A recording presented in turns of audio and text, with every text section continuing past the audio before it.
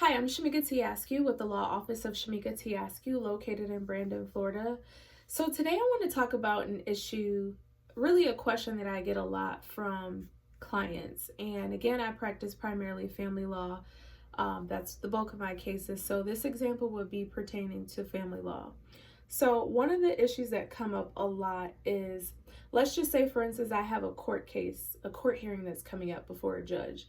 And the court hearing is noticed for, let's say it's noticed for a motion that was filed by me on my client's behalf. And the motion is a motion for contempt.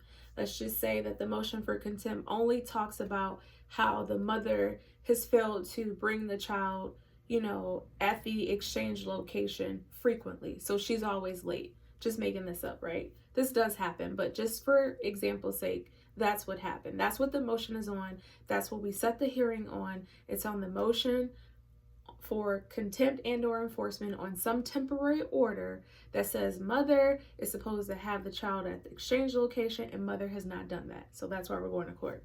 Well, it never fails that every time I get ready to go to court, the client says, oh, and I also want to bring up this to the judge and I want to bring up that. And I'm like, we can't do that.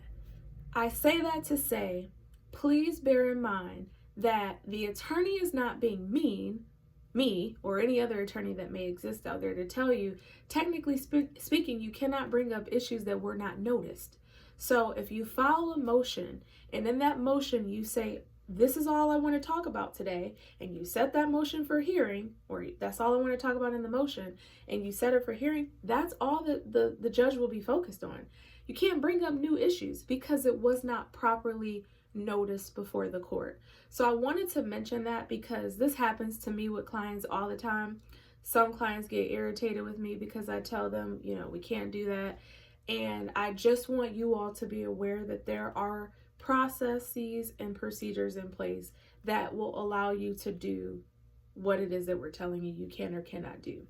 So I hope that helps. Again, Shamika T. Askew with the Law Office of Shamika T. Askew, located in Brandon, Florida.